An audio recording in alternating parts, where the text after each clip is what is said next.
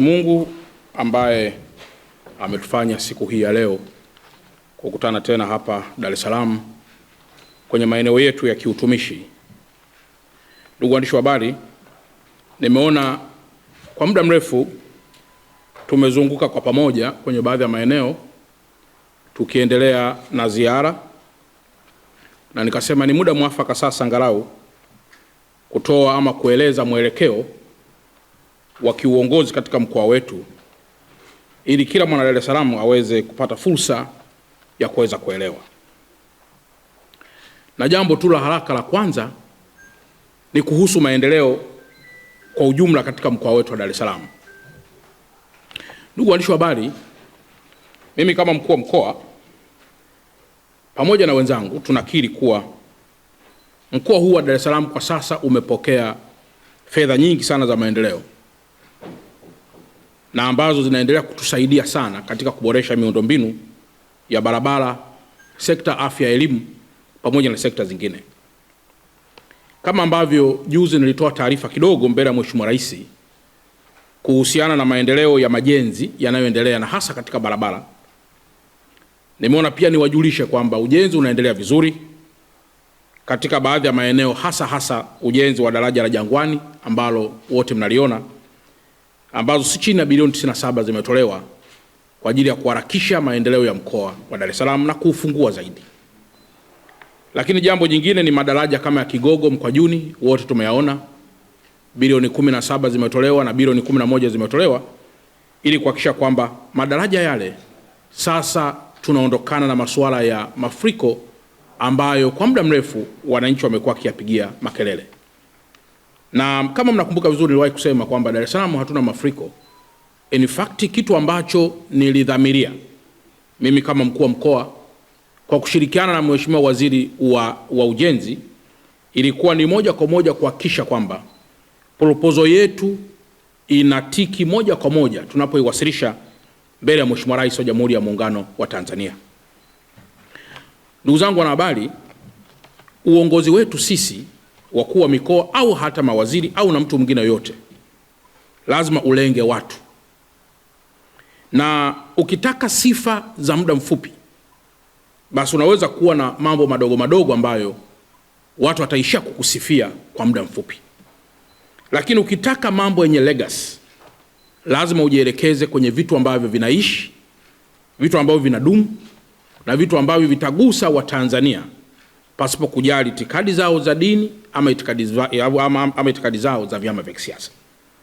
Kwa ukiangalia kwa mfano daraja la Jangwani, daraja la Mkwajuni, daraja la Mto Nguva, daraja la Mto Mzinga, barabara pia Mto Mzinga ambayo inakwenda moja kwa moja mpaka Kongoe.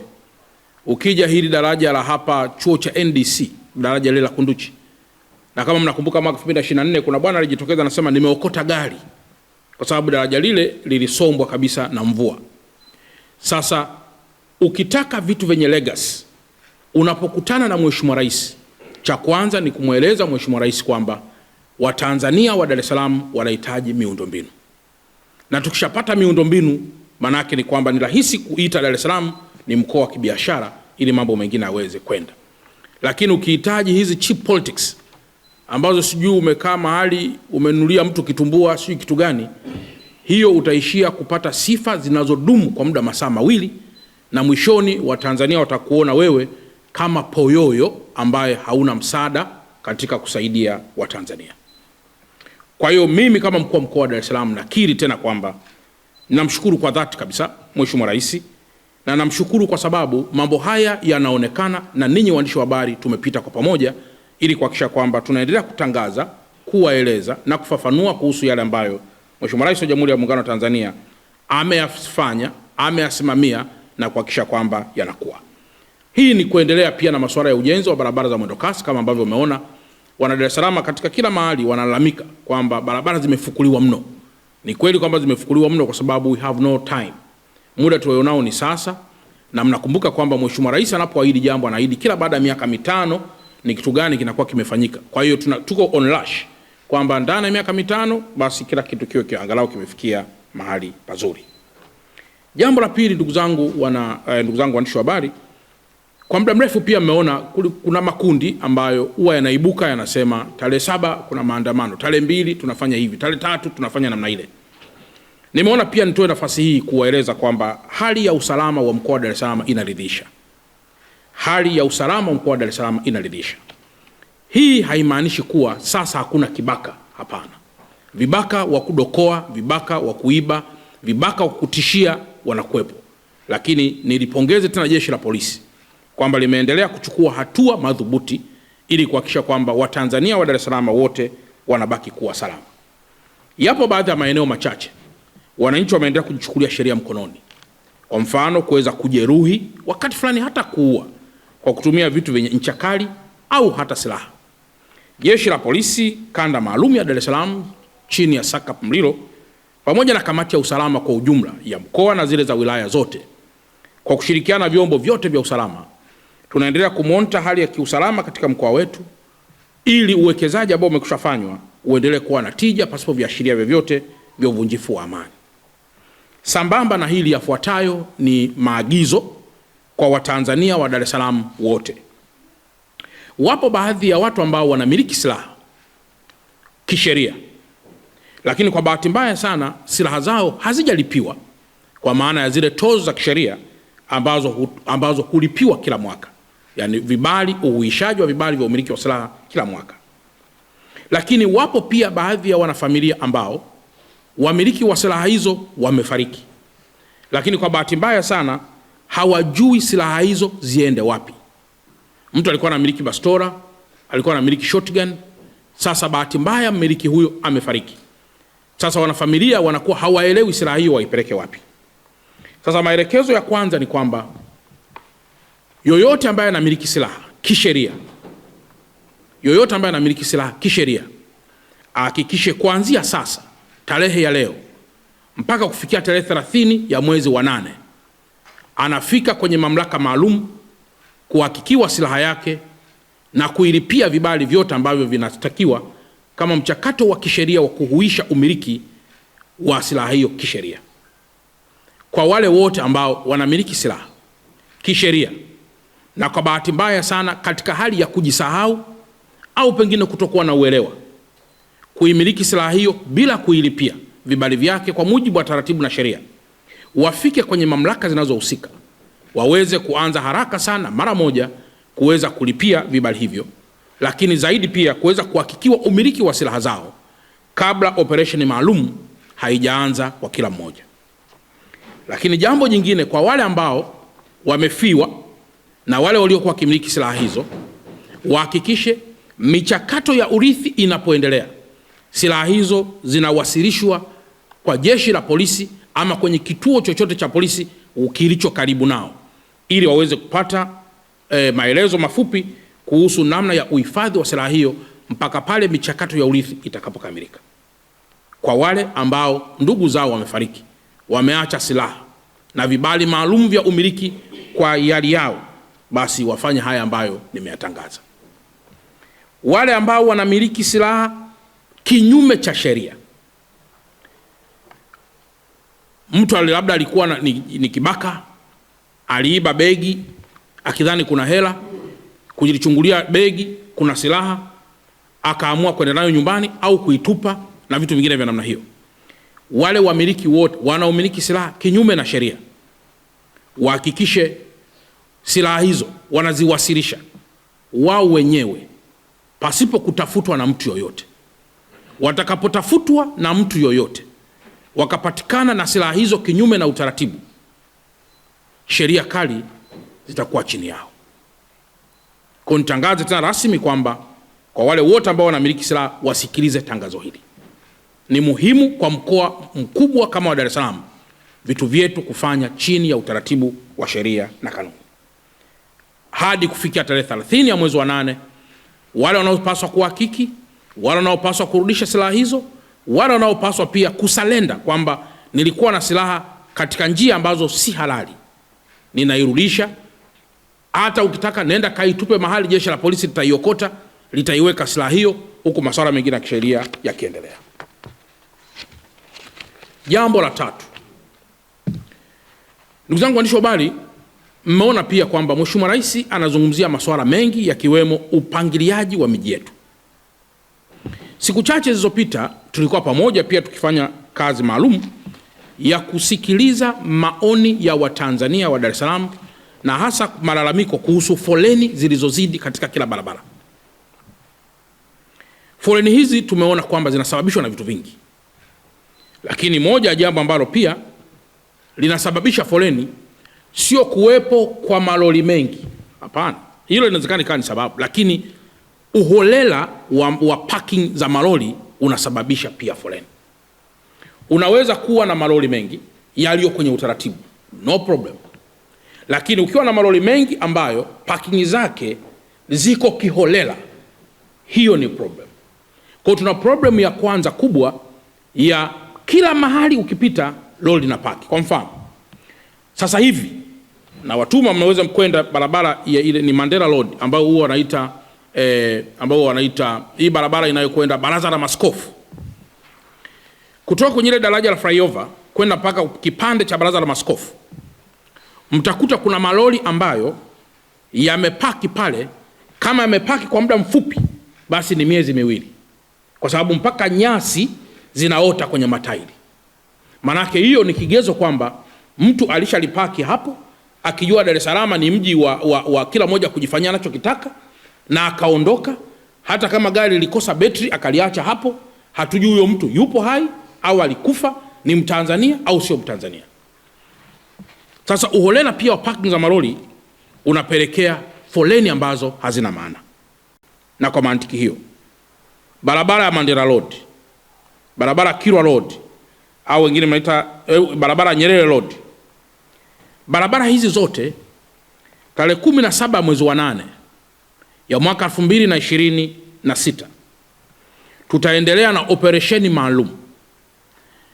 Wamiliki wote wa magari haya wa ndani ya taifa letu au hata nje ya taifa letu wahakikishe malori haya yanawekwa kwenye parking zao au yanaondolewa kwenye road reserves, ambazo tarehe 17 mwezi wa 8 tunaanza kufanya marekebisho kwenye baadhi ya barabara, na hasa katika kutanua hizi service road ili ziweze kutumika vizuri na watu wengine na sio malori tu.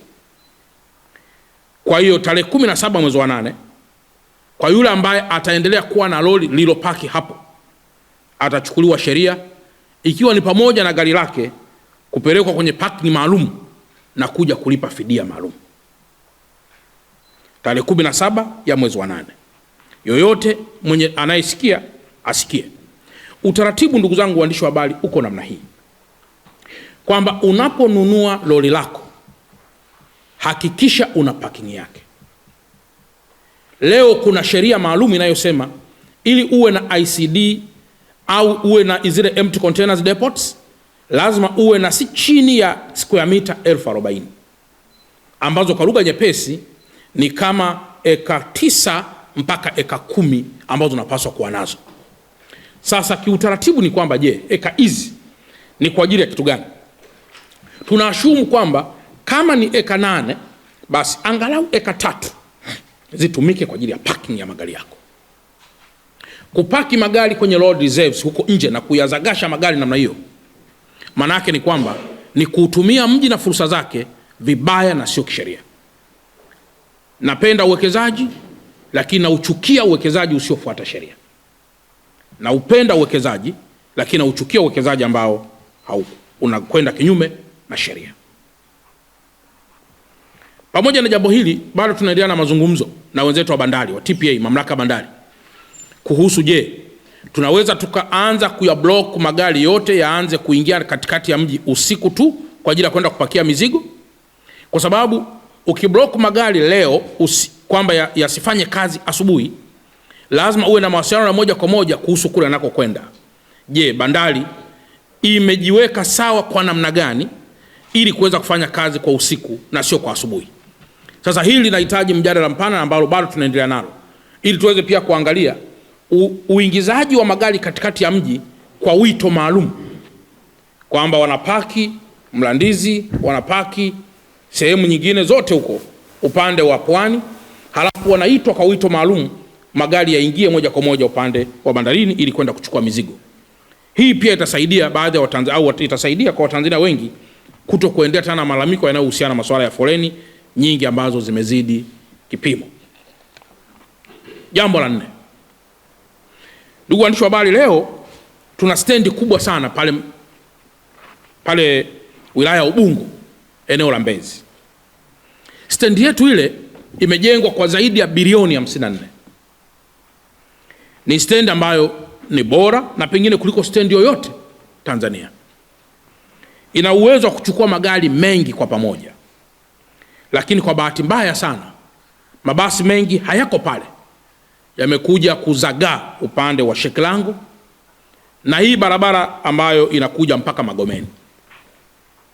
Kwa mujibu wa taarifa za LATRA, zipo kampuni 6 ambazo zilipewa kibali maalum cha cooperate mabasi yao na huduma zao, ikiwa ni pamoja na kujenga stendi ndogo kwenye maeneo kama vile maeneo ya Mazese na maeneo mengineyo.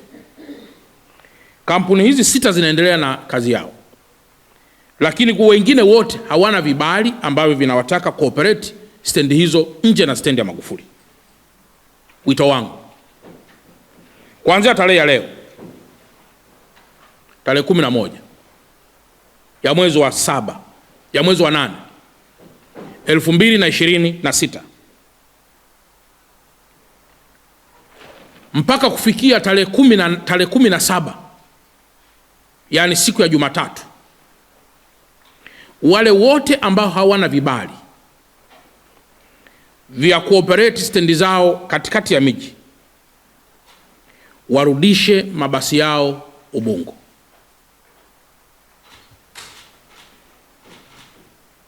Kwa wale wote ambao hawana vibali vya cooperate stendi hizo katikati ya mji, warudishe mabasi yao stendi ya Magufuli.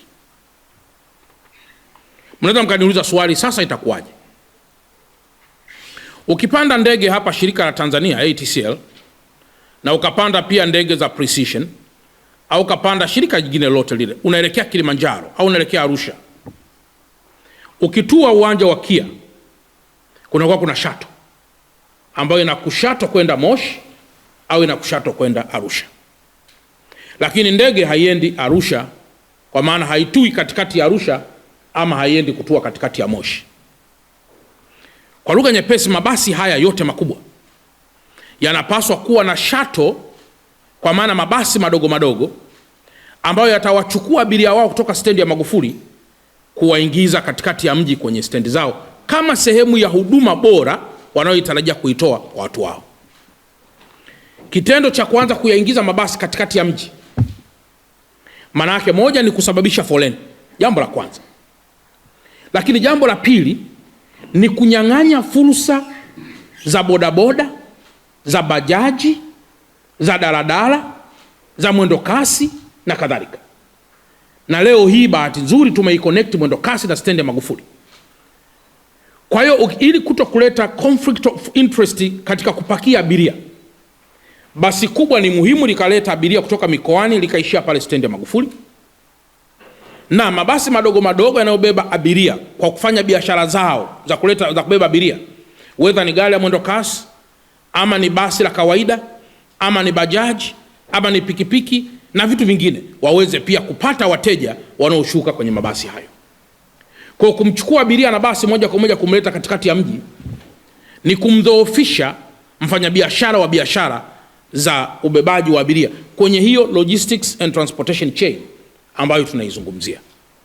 Kwa kutoka tarehe ya leo mpaka tarehe 17, anayesikia tangazo hili, mabasi yote yaliyoko Shekilango yenyewe na wamiliki wao waanze kupaki stendi ya Magufuli. Mnaweza sasa, gereji wataendaje? No problem kuhusu gereji.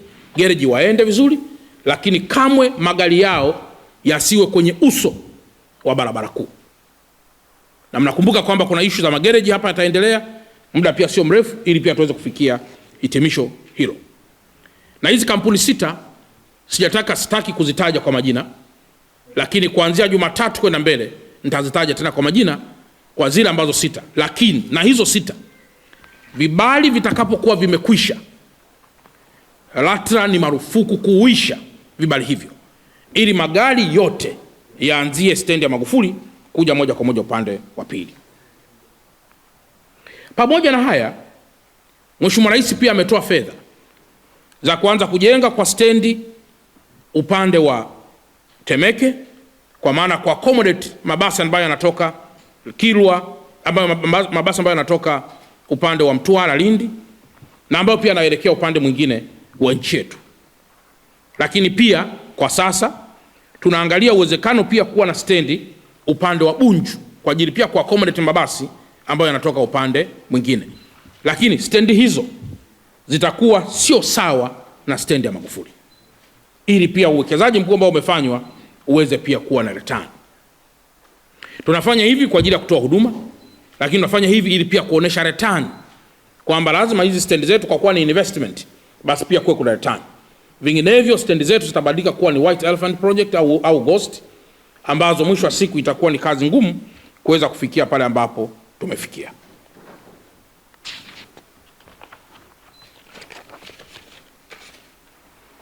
Ndugu waandishi wa habari, pia tuna maelekezo maalum ya Mheshimiwa Rais kuhusiana na uendelezaji wa upangaji wa miji yetu.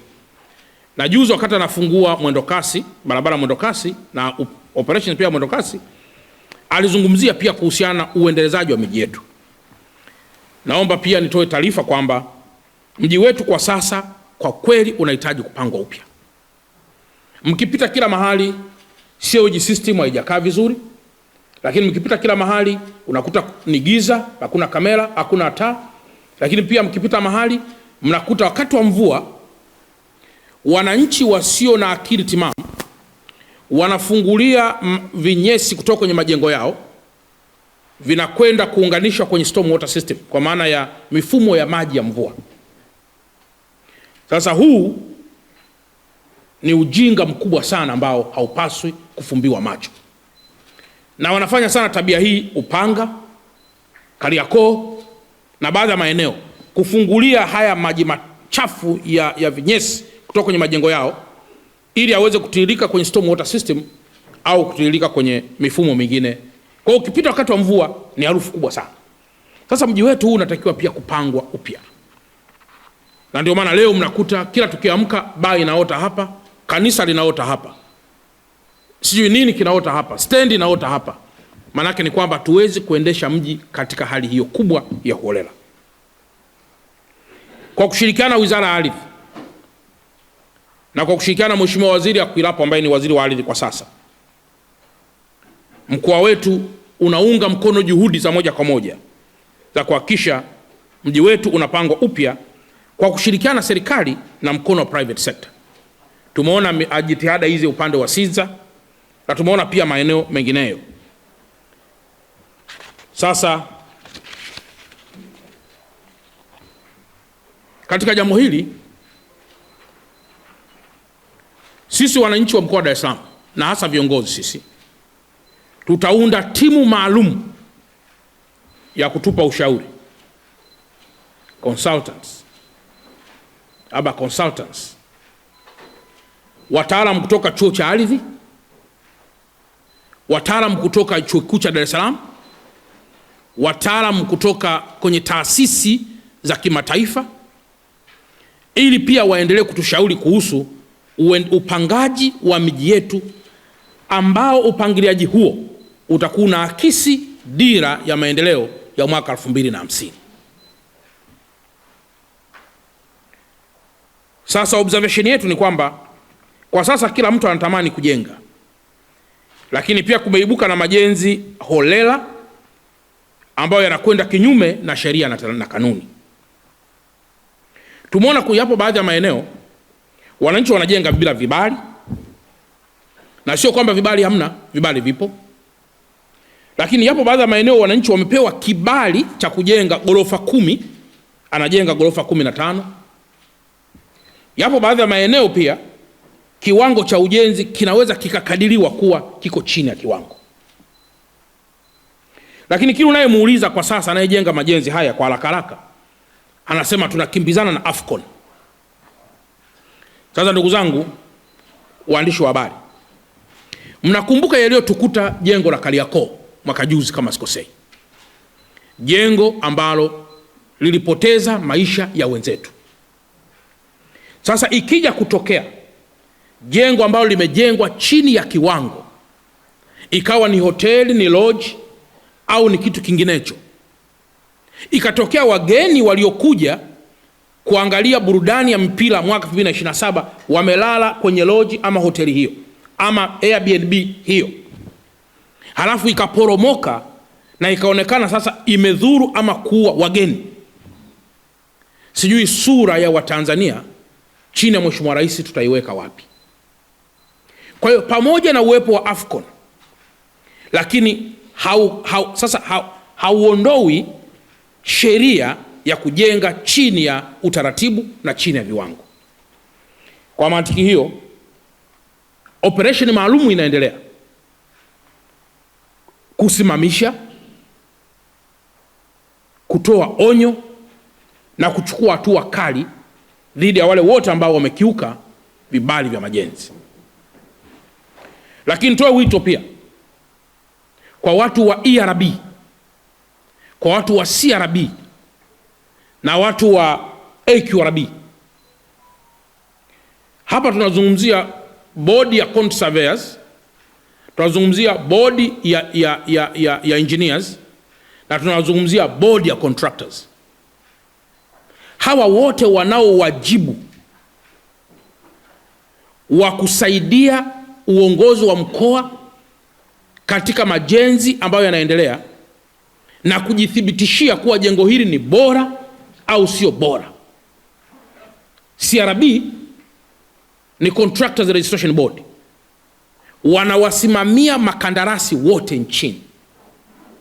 ERB ni Engineers Registration Board, wanawasimamia maengineer wote nchini, wakati AQRB ni bodi maalum inayowasimamia wakadiriaji majenzi wote nchi nzima, na ambao wote hawa watakapofanya kwa pamoja na kusaidiana, hakuna sababu ya mkuu wa mkoa kupita huko na kuanza kupiga kelele kama taasisi hizo zote za kiserikali zipo kwa mujibu wa sheria. Kwa hiyo ni watoe wale wote wa CRB, wale wote wa QRB kwenye mkoa huu wa Dar es Salaam, wafanye kazi usiku na mchana kusaidia watu na sio kuzuia watu, kusaidia watu kwa mujibu wa taratibu, ili tuweze kuwa na majenzi ambayo yatakuwa ni bora, yatakuwa ni imara, na yanaweza kuwa pia ni majenzi ambayo yanaweza kudumu kwa muda mrefu zaidi. Kwa hiyo kwenye kigezo hiki, katibu tawala wa mkoa atanishauri, na mnakumbuka kwamba moja kazi kubwa katibu tawala ni principal advisor of the regional commissioner, atanishauri kuhusu kuunda timu maalum ambayo itakagua majenzi kwa majengo marefu yasiyopungua 200 na watasample randomly ili kuweza kuangalia ujenzi huo umeitikia kwenye vibali au la, upo bora au la, je, kibali chake kilihusu ghorofa ngapi na kimejengwa ghorofa ngapi, na kadhalika na kadhalika.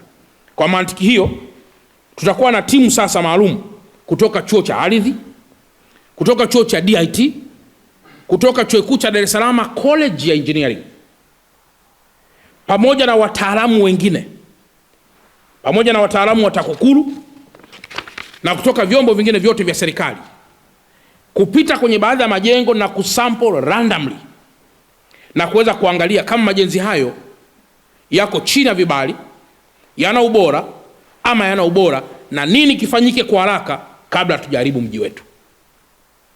Nafahamu wapo baadhi ya watu tukianza operations hizi wanakimbilia kwenye mambo ya rushwa. Sasa nadhani tutapata majawabu.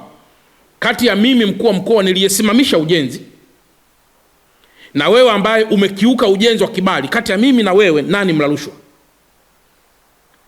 Nadhani hapo ndio majibu utakuja kuyapata. Kati aliyesimamisha na yule ambaye amepewa kibali cha kujenga lakini amekiuka, mimi na wewe nani atakuwa ni mla rushwa? Lakini jambo jingine ambalo ni kubwa, nchi yetu mwaka juzi kulikuwa kuna mgomo fulani, na hapo upande wa Kariakoo na sehemu zingine, na moja malalamiko yao yalikuwa ni wafanyabiashara wa kigeni kufanya kazi za uchuuzi upande wa Kariakoo na baadhi ya maeneo. Serikali kupitia Mheshimiwa Rais wameandaa blueprint ambayo inatoa maelekezo maalum kwa wageni wote kuhusu uwekezaji ndani ya taifa letu. Ili uwekezaji uwe endelevu, cha kwanza lazima kuwe na viashiria vya uendelevu. Lakini mgeni yoyote anapokuja ndani ya taifa letu lazima kuwe na principles na taratibu zote za yeye namna kuja kuwekeza hapa. Lakini leo hii unamkuta mgeni anauza mgahawa, mgeni amefungua kioski, mgeni yuko Kariakoo anauza duka la nguo, anauza duka la simu na ameshika na kitarumbeta akitoa matangazo. Yaani mgeni amekuja kutangaza matangazo hapa Dar es Salaam. Lakini vile vile pia unawakuta wafanyabiashara wengine pia leo wameanza kufanya mpaka vibiashara vingine. Kwa mfano, sitataja watu. Sasa hivi kuna tabia ya baadhi ya wafanyabiashara wa kigeni wanakwenda kwenye taifa, wanazalisha bidhaa. Inakuja bidhaa hizo zinaletwa na shipping line za kwao. Zikifika hapa wanakuwa wao wenyewe wana makampuni ya clearing and forwarding. Wao wenyewe wanaiclear na kuitoa mizigo. Magari ambayo yanabeba mizigo kutoka bandarini ni ya kwao. Na magari yanayobeba mizigo hiyo kwenda kwenye magodauni yale ni ya kwao. Na kule kwenye magodauni wanauza leja na jumla bila kulipa kodi ya serikali.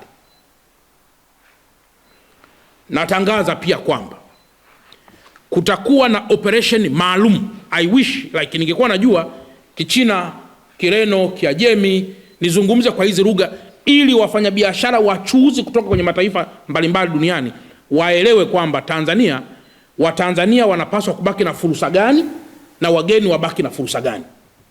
Sasa mimi kama mkuu wa mkoa wa Dar es Salaam siwezi pia kuruhusu wana Dar es Salaam walalamike kuhusu hili ambalo limenyooka kabisa. Kwa hiyo kuanzia tarehe 17 pia mimi mwenyewe mkuu wa mkoa tutaendesha pia operation maalum ya kuhakikisha kwamba mfanyabiashara yoyote wa kigeni anabaki kwenye taratibu za kuwa mwekezaji na sio mchuuzi. Ili zile taratibu za kuuza viatu, kuuza nguo, kuuza kofia, kuuza miwani, kuuza vitu gani, zibaki fursa hizo kwa Watanzania wenyewe na wana Dar es Salaam wenyewe. Kama tunahitaji kufungua duka la dawa, hatutarajii hata kidogo tutamkuta mgeni amekwenda kufungua duka la dawa. Bali tutamuona mgeni amekwenda kufungua kiwanda cha dawa ili sisi tukanunue madawa kutoka kwenye kiwanda. Hatutarajii kumuona mgeni amefungua duka anauza TV. Tunatarajia mzawa atakuwa amefungua duka la TV ili huyo mwekezaji mgeni tukamkute amewekeza kiwanda cha TV na sisi tunanunua TV kutoka kwenye kiwanda. Kwa hiyo mfanyabiashara yoyote wa kigeni ambaye atakamatwa anafanya shughuli za kichuuzi na amekiuka utaratibu katika mkoa huu wa Dar es Salaam atachukuliwa hatua kali, ikiwa pamoja na kushirikiana na Wizara ya Mambo ya Nje, Wizara ya Mambo ya Ndani, na kumfukuza ndani ya taifa letu kwa kukiuka utaratibu ambao na sheria ambazo zimewekwa ndani ya taifa letu. Mheshimiwa Rais wa Jamhuri ya Muungano wa Tanzania amefungua fursa za uwekezaji na mahusiano ya kiuchumi na mahusiano ya mataifa haya, mahusiano ya kidiplomasia. Kwa hiyo lazima tubaki. Mimi leo kwa mfano nikienda Pakistan, nadhani kuna sheria pale Pakistan ya za mimi mgeni nifanye nini na mzawa afanye nini. Nikienda China kuna taratibu za Mchina afanye nini, mimi mgeni nifanye nini. Nikienda Spain kuna taratibu za Mspain afanye nini, mimi mgeni niweze kufanya jambo gani. Kila mahali pana cha kufanya na kitu ambacho hakistahili kufanya ili kuweza kulinda utaratibu wa win-win situation katika taifa letu. Na jambo jingine ndugu zangu la mwisho ni kuhusiana na changamoto ya wafanyabiashara ndogo ndogo. Leo hii tunapozungumzia masuala ya biashara ndogo ndogo limesha kuwa ni jambo kubwa. Sasa jambo hili ukiangalia kila barabara wafanyabiashara ndogo ndogo wamepanga. Kila mahali mpaka wakati fulani kuna kuziba hadi barabara. Nimeshamuelekeza katibu wa mkoa tuunde timu maalum kutoka chuo cha CBE au taasisi ya CBE, kutoka chuo cha Dar es Salaam, kutoka kwa baadhi ya maafisa wa biashara, kutoka pia kwa baadhi ya consultants ambazo zinafanya kazi maalum za private sector zinazofanya kazi za ushauri wa masuala haya, ili tuone a very good model ya kuweza kudeal na machinga na wafanyabiashara wa biashara ndogo ndogo katika namna ambayo hawataumizwa lakini watafanya biashara, ili tuwe very professional. Ili sasa jambo langu la mwisho ambalo tunalizungumzia sasa ni kuhusu usafi wa mazingira. Tunapozungumzia usafi wa mazingira katika mkoa wetu, na ili nitoe hamasa kwa wakuu wa wilaya wote kuendelea kusimamia, na wafanyabiashara wote kwenye maeneo yao, na watu wengine wote makanisani, misikitini, tusimamie masuala ya usafi kama nyenzo muhimu ya kuweza kufanya miji yetu kuwa bora. Tuendelee na usafi huo, lakini uweze kuendelea na usafi huku mfanyabiashara kapanga barabarani, huku mfanyabiashara kapanga juu ya nyumba, huku mfanyabiashara ka block fence na kadhalika. Nimemwelekeza katibu mkoa sasa kuja na wataalamu ambao watafanya kazi hii kwa muda maalum, wakinishauri mimi mkuu wa mkoa namna bora ya kudiri na mambo haya, ili kutokuleta kelele na tuonyeshe win-win kati ya mfanyabiashara, biashara ndogo ndogo na wafanyabiashara wengine, ili pia baadhi ya biashara tujue zinafanyika wapi na baadhi ya biashara hazifanyiki wapi.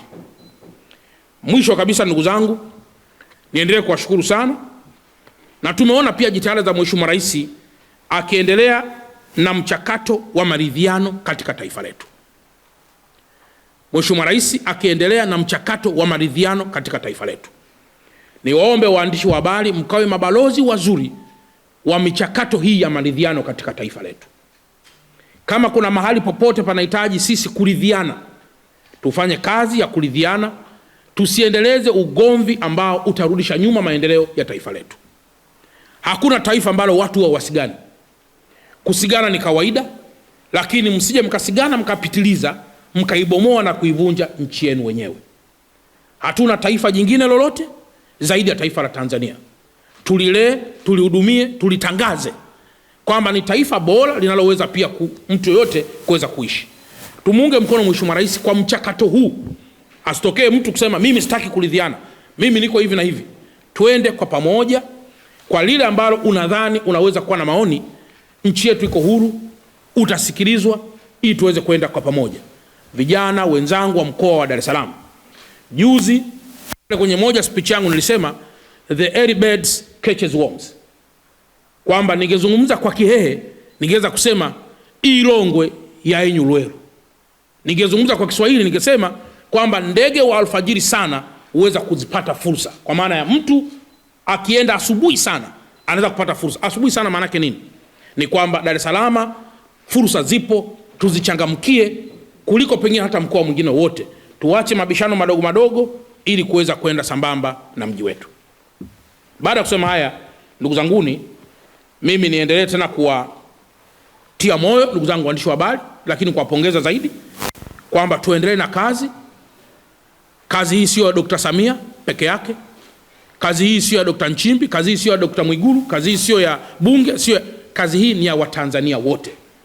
Tukilea taifa letu katika misingi ya amani, kila mmoja ataishi katika misingi ya amani, kwa sababu hakuna anayepumua akitegemea kanisa. Hakuna anayepumua akitegemea msikiti. Hakuna anayepumua akitegemea chama cha siasa. Pumzi yako imeumbwa na Mungu mwenyewe, na kwamba lazima uilinde pumzi hiyo ili iwe na tija kwako na kwa kizazi kinachofuata. Baada ya kusema haya, ndugu zangu wa Dar es Salaam, niwatakieni kila laheri. Tukutane tarehe 17 ya mwezi wa 8 2026 kwenye ziara yangu maalum ambayo nitaanza na wilaya ya Temeke, kutekeleza yale machache ambayo tumekubaliana. Jamhuri ya Muungano wa Tanzania, kazi na utu. Mungu mwema ibariki Dar es Salaam, na Mungu mwema bariki viongozi wetu wa Jamhuri ya Muungano wa Tanzania. Asanteni sana kwa kunisikiliza.